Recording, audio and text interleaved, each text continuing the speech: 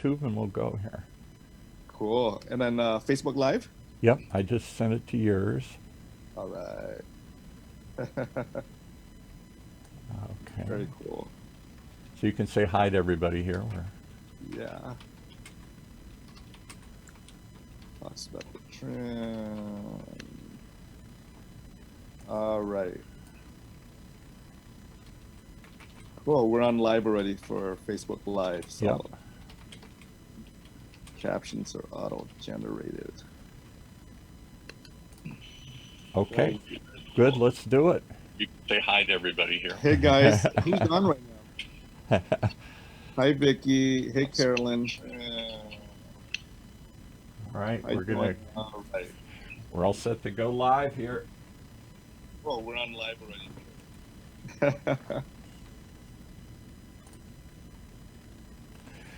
And here we go. Let's go back to this. Yeah.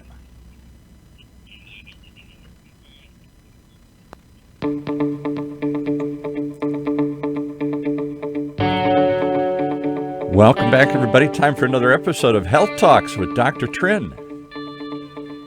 The one show that tries to take all the scary stuff out there and make it seem manageable. Put it into terms we can understand, wrap our head around. With the man who helps people do this every day, Dr. Trinh. Hey, Dr. Trinh. Hey there, Paul. You know, I think the issue this day is we've got to figure out how to stay positive through this stuff here. People are scary. All the scary stuff out there. And we got to get you to turn your computer down because I can hear it. I am. It's a loop back here. Hold on, that will go away right now. There we go. There you go. No, I can still hear it a little bit. I think the issue this day is Still hear it back coming through the computer there. Hold on. I know how to fix this. Give me 1 sec. and we got to get you to turn. Oh, the joys of doing these things live and remotely here. Yes.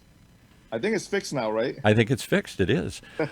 So today's topic I want to talk about, and I know one we all want to talk about, ready or not, here we come. We're going to go out and reopen the world. We talked about this last week. We talked about, are we ready, and how can we get ready to the extent that we can control any of this? You know, safe distancing, continue to follow the safe practices. Don't go crazy and just go back to the way it was. Don't just throw caution to the wind. You know, this is not disappearing. But through this all, I understand there is a mental health issue. We are scared. We are uncertain.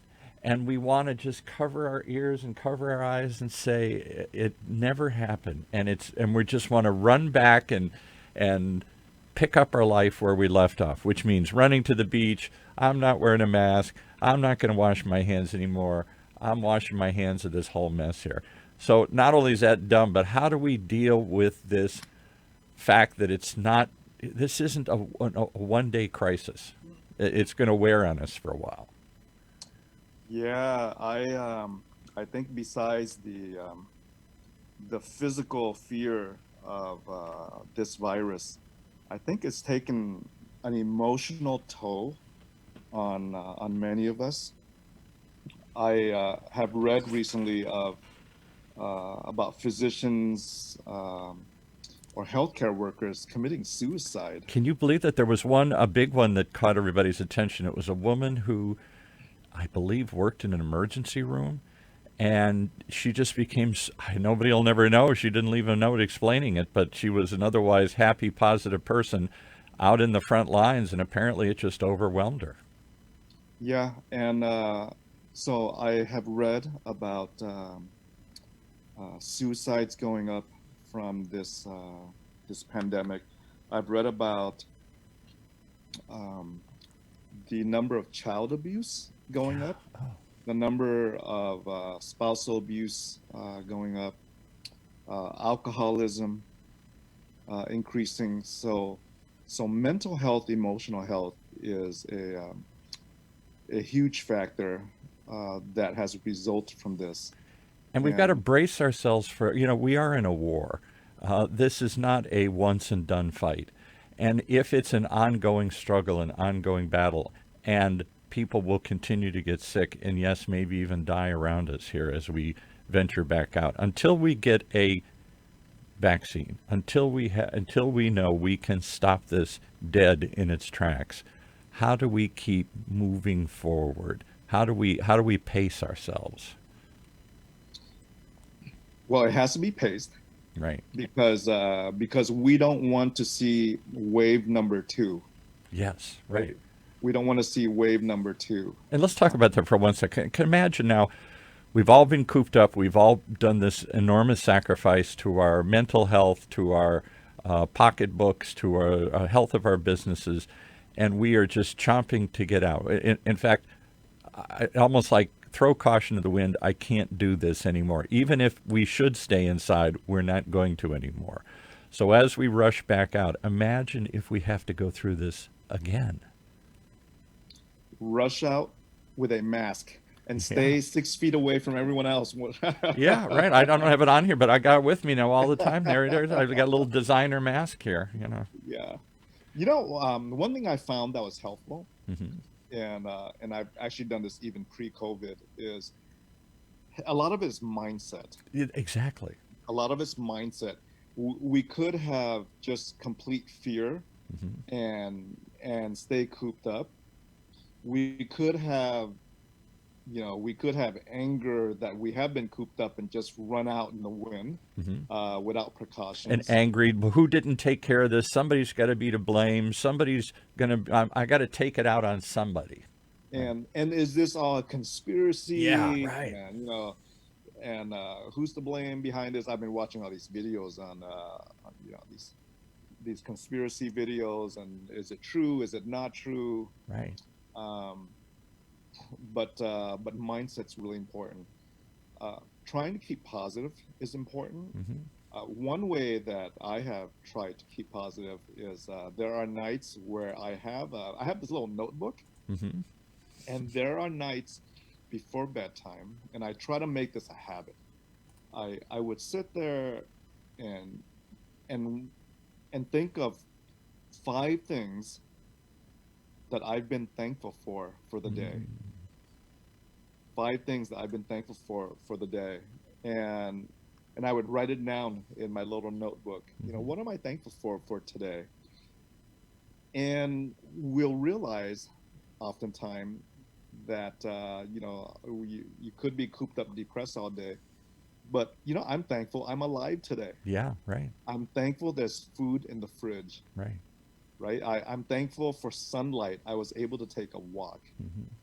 And I think if we could make a habit out of these little small things, such as thinking about 5 things you're thankful for, it helps with mindset. We have a lot of entrepreneurs. This is primarily a business channel, community channel.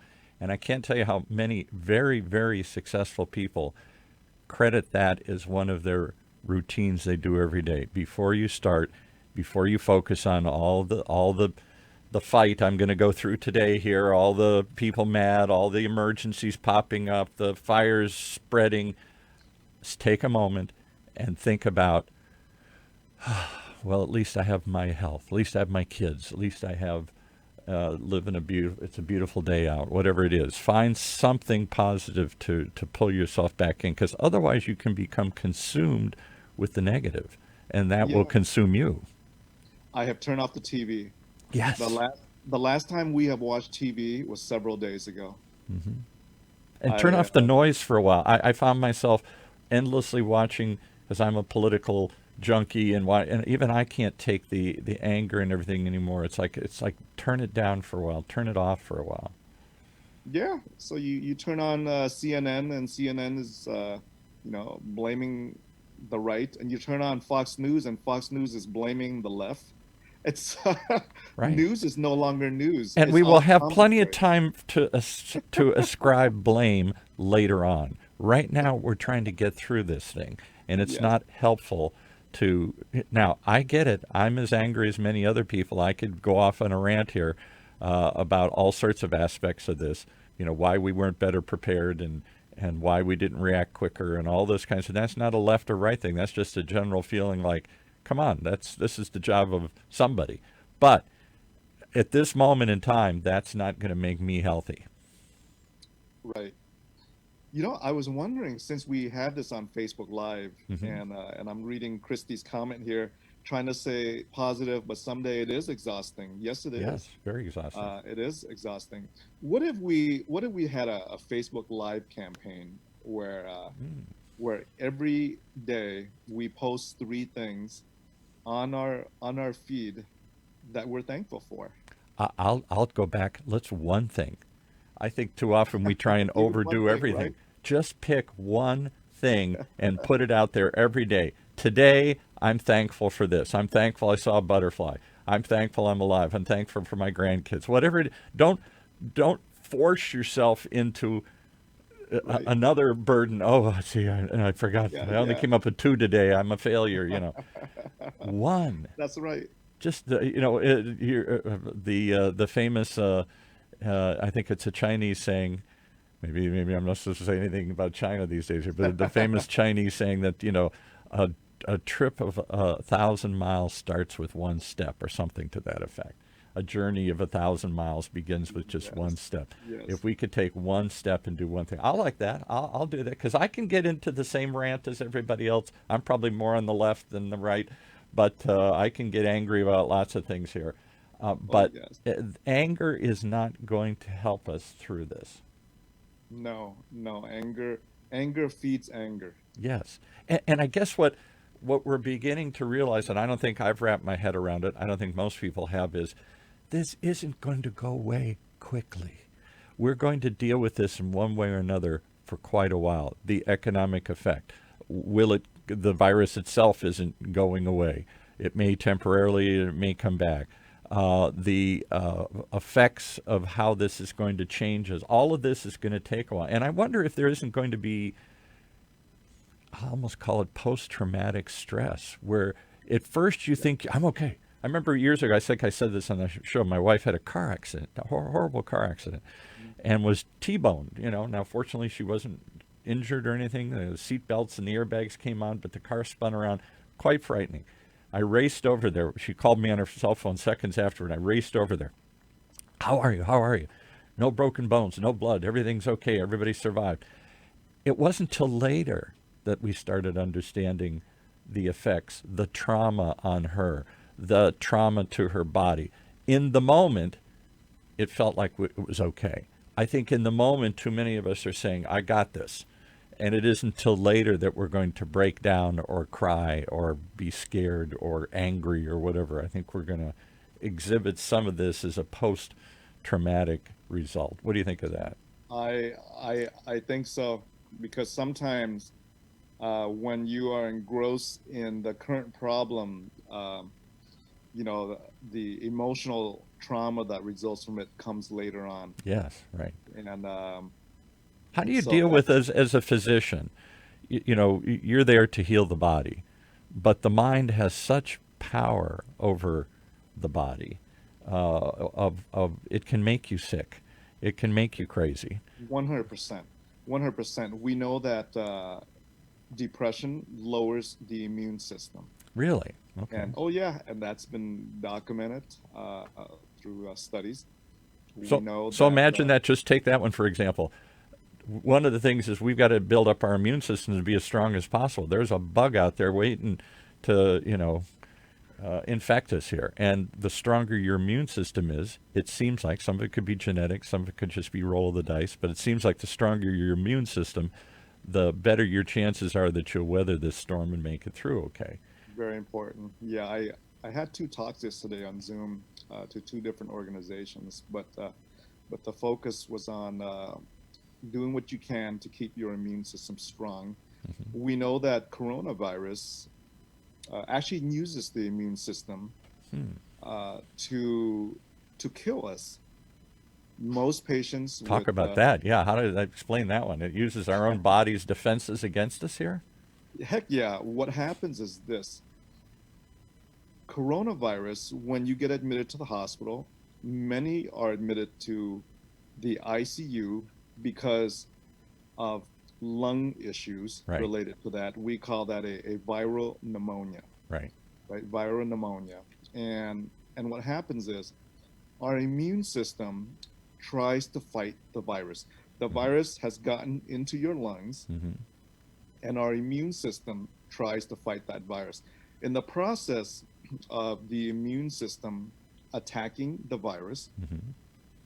it creates inflammation of your lungs. Mm-hmm. The inflammation occurs in the lung, and and if you can imagine what happens when you have, let's say, a cut in your arm, or if you stepped on a nail, or a cut in your leg, Right. in the first few minutes, what happens to that area around that injury? It gets red, gets inflamed, right? It Swells gets up, red, right? it gets inflamed, it gets swollen, Mm-hmm. it gets painful. That is inflammation from the immune system going to the area to defend itself against that, that wound, that opening, And right? what does make it, is it, explain in more detail? I never really understood what makes your skin swell up and it all turn red just because I got a cut there. Yes, the immune system releases um, factors that we call cytokines, Mm. and so there are different types of proteins that get released, and these factors causes fluid circulation to build up in the area. It's kind of like a war zone that Mm-hmm. builds up. And so that's part of the healing process. But as part of the healing process, debris is created Mm-hmm. from inflammation. I'm not Debris is sick here, created. but I'm getting a itchy nose and I don't want to touch it. So, right, It's like debris is created from inflammation. right. Now, take that picture of an area of swelling, heat, redness. Mm-hmm. Take that picture and bring all that swelling, heat, and redness into your lungs. Mm. Yeah. That is what's happening when coronavirus is in your lungs and the immune system is trying to fight it. Is that what they call? You said the word, and I'm going to mispronounce it. Cytokine. These It's like, cytokine storms or something they talk about. yes, yes, that's the cytokine storm. That's the cytokine storm. And so if you can imagine a swollen leg, a swollen ankle, it's red, swollen, heat.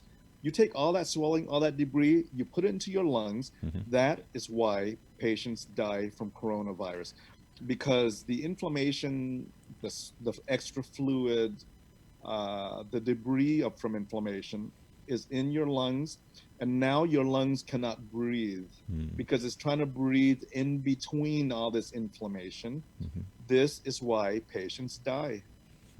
This is why they go on ventilators, intubators, right? They're Mm-hmm. intubated because there's no oxygen exchange. Mm-hmm. And there's no oxygen exchange because of the fluid, the inflammation that is now in your lungs. It doesn't allow oxygen to be And when exchanged. you're not taking oxygen, what happens? I mean, I know you're struggling for breath. Do your other organs start to shut down? Does it that That's right. right? Because you're because every cell requires oxygen, Mm-hmm. right? And to get that oxygen, it comes from the lungs, right? You're breathing in oxygen, you're breathing out carbon dioxide. But now imagine your lungs is now flooded. It's flooded with inflammation cells. It's flooded with fluid from the inflammation cells. And because it's flooded, your lung cells, right, the alveoli sacs, can no longer breathe, Mm-hmm. which is why we put patients on respirators, right? We intubate them. There's this big talk on, are we going to have enough respirators? Are we going Right. to have enough ventilators, right? Right. Right. This is exactly why, because we flood the lungs with inflammation.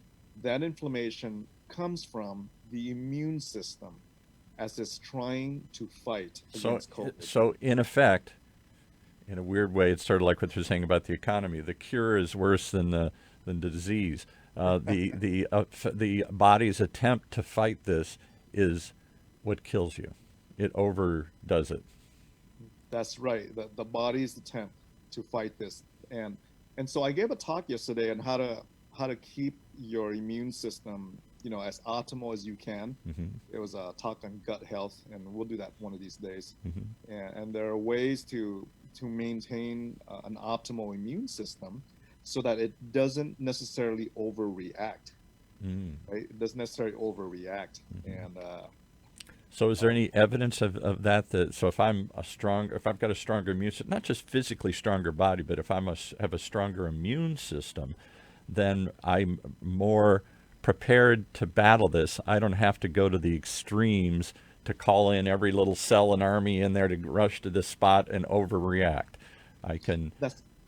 that's right, because those who are dying from COVID are those who are somehow uh, immune compromised, Mm-hmm. or they have chronic medical conditions Mm-hmm. that have, directly or indirectly been connected to not having a great Weaken immune. their body. They have diabetes. They have heart issues. They have whatever else. Diabetes, hypertension, heart issues, and things of that sort.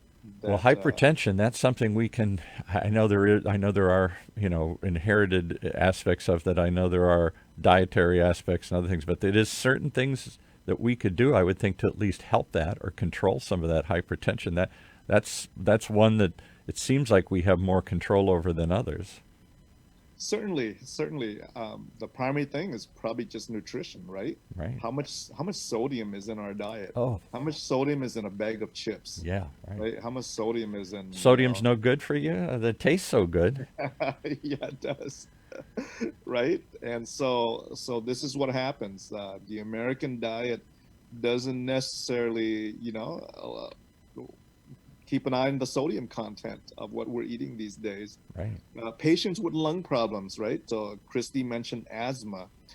Folks with asthma, folks who've been compromised pulmonary wise, Mm-hmm. emphysema, COPD, history.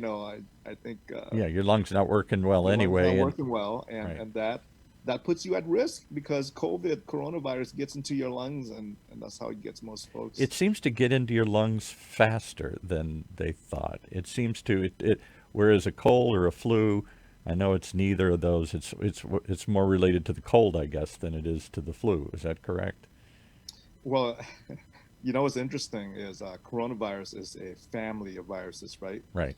So the common cold is a Hmm. coronavirus. That's what I thought. Yeah. Yeah, the common cold is coronavirus. So the only thing is the common cold attaches itself to your nose. Right. And when it attaches itself inside your nose, all the symptoms is the symptoms of the common cold. Right. Whereas coronavirus, if it gets down to your lungs and attaches down there, that's really where the problem is. Right. Exactly. For most folks. So let's go back and wrap up where we started, because all of a sudden you got me scared and tense, and I don't want to hear anymore. Turn it off. I'm not listening to Dr. Trin. I'm not listening to the news. I'm just going to whistle and go about pretend. I mean, we can't be we can't be Pollyanna. We can't be Little Mary Sunshine. We can't pretend it's not there like little children, afraid of the dark. We've got to be realistic. We've got to stay alert. We are in a battle, but we've got to pace ourselves because the battle is long, and we'll wear ourselves out, and we'll make ourselves more sick and more susceptible.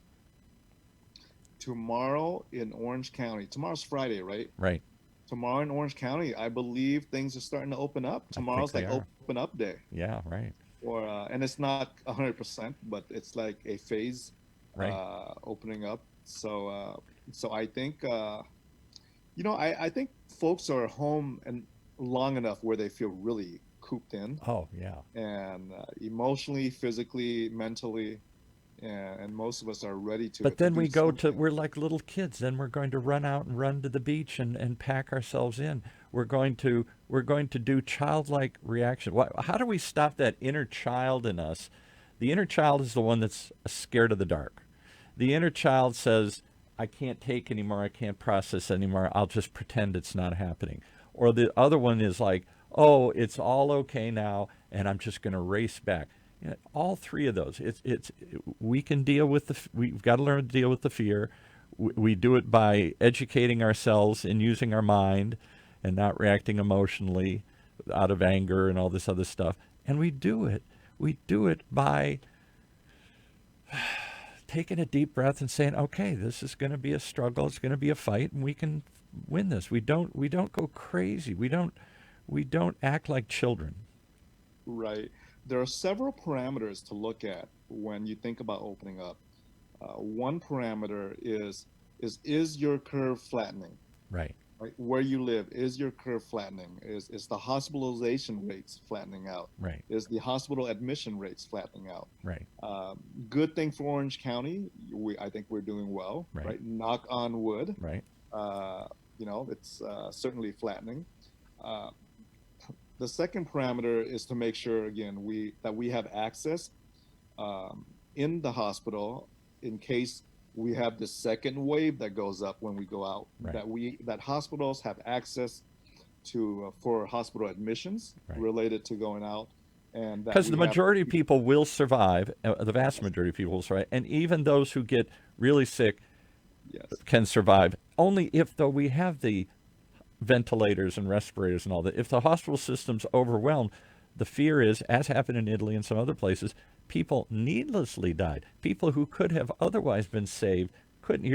Now you're doing triage like in a field hospital and out in the battle zone. I could save all these if I had enough people, enough time, but I don't. So you live, you die. I mean, that was the overwhelm. Nobody wanted to say it that way, but that's what we were afraid of, overwhelming the system where people who otherwise could have been saved wouldn't be because we didn't have the resources to deal with it. And that's what we saw in Italy, Right. and I believe we acted at least in California, Orange County, early enough to avoid an Italy situation, Right. which is great. Two things: if you go out, mask on. Right.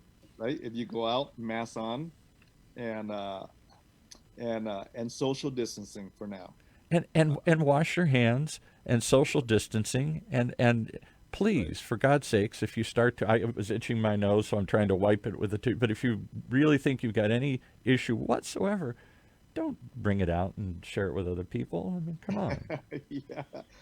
Sometimes sharing is not caring. Yeah, It needs to be right. sharing is caring. Yeah. It needs to be sharing is caring. But, Yeah, it depends on what you're sharing. I don't want to share your runny nose here and all this other stuff.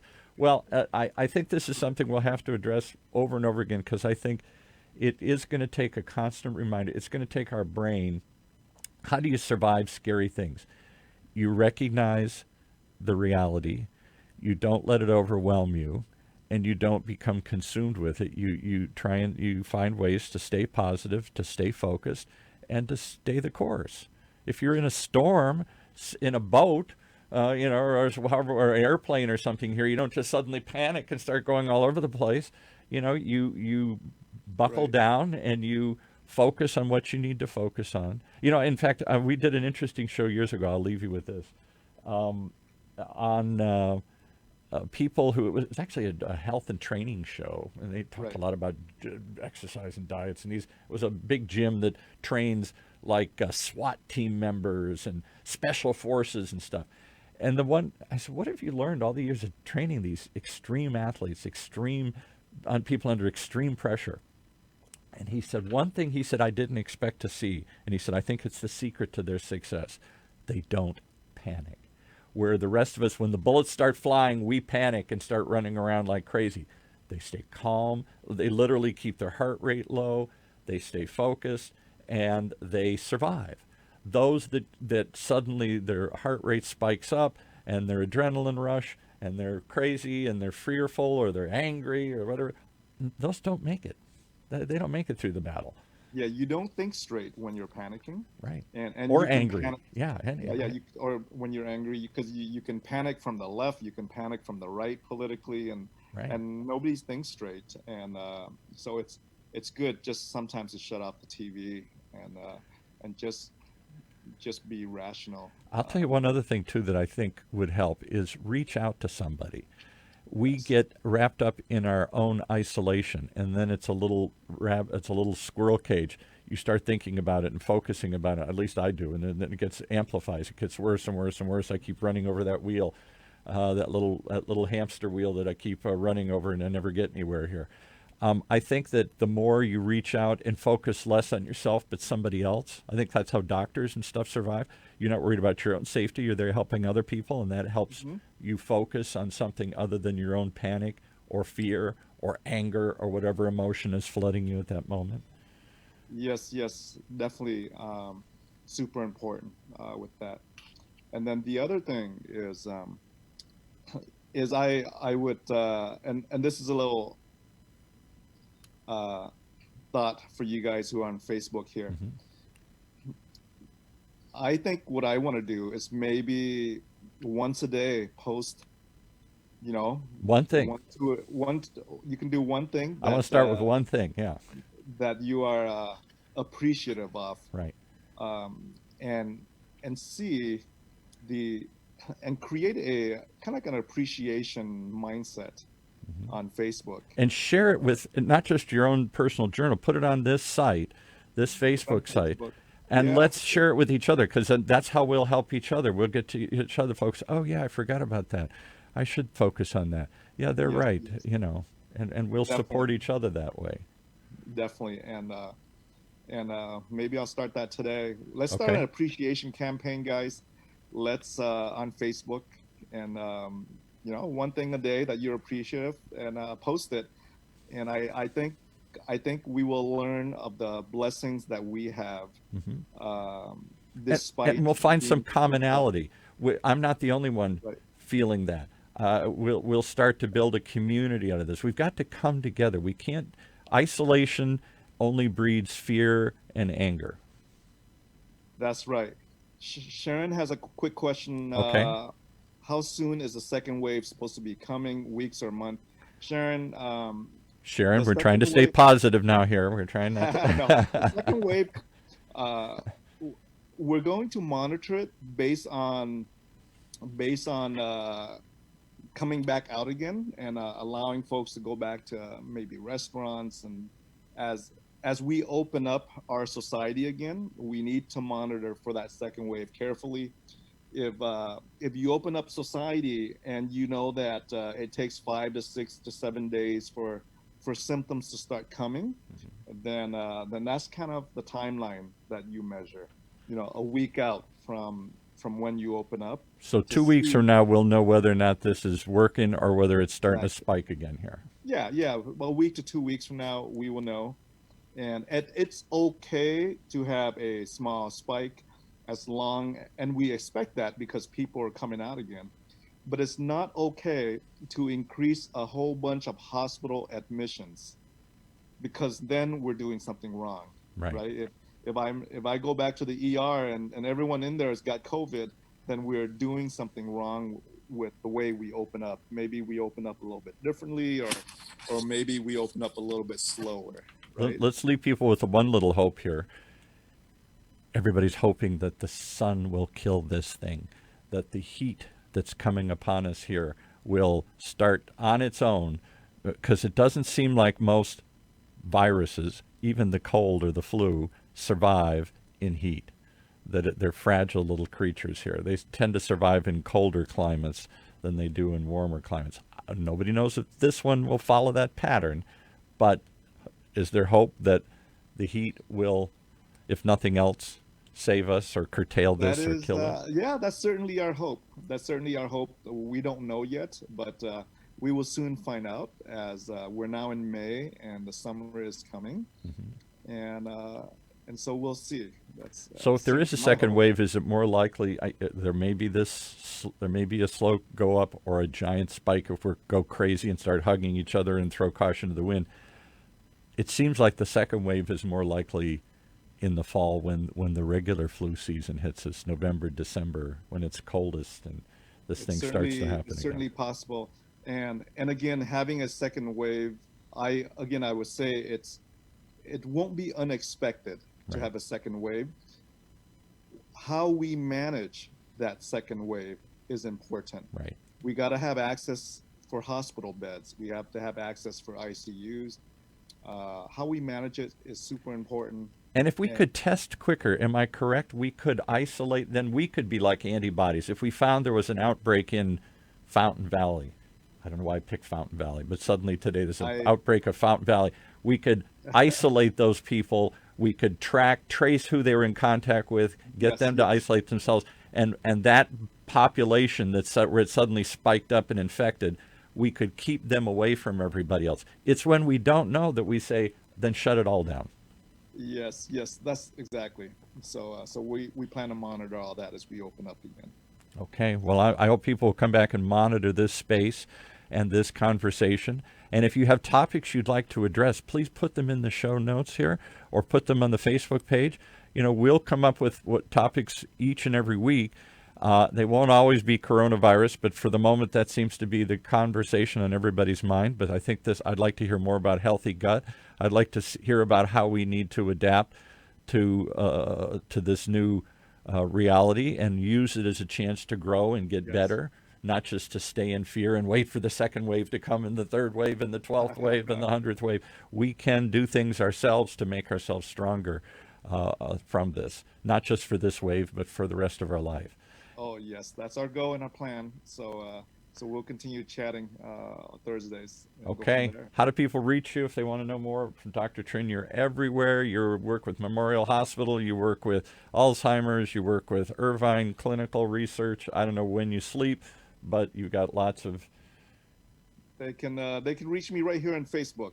All right. Health Talks with Dr. Trinh. Any more Yeah. medical missions coming? I would expect that you're not traveling to Vietnam or any other places in the near future. Yeah. Unfortunately, we canceled our March trip. We had a trip lined up with UC Irvine. We had students from UCI and some graduate students as well that are planning to go. That has been canceled.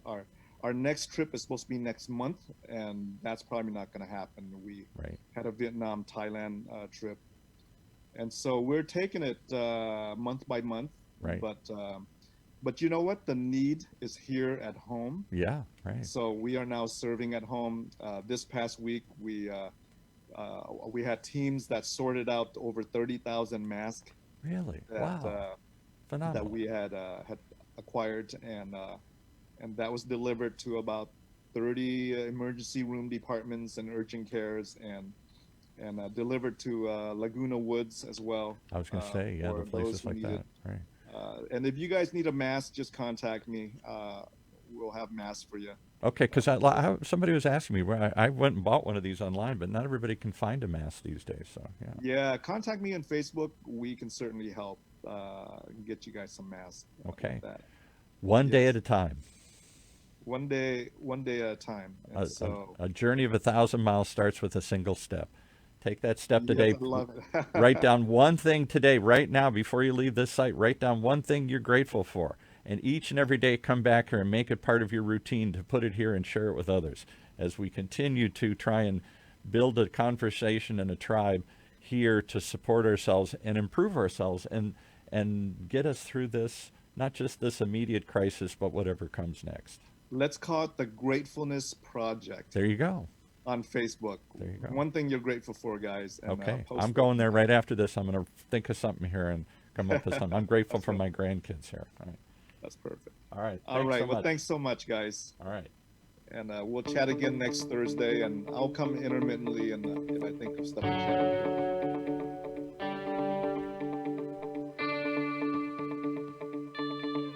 You've been listening to another great example of why Dr. Trinh is so comforting in these difficult times and helps put it in such simple, graspable terms here.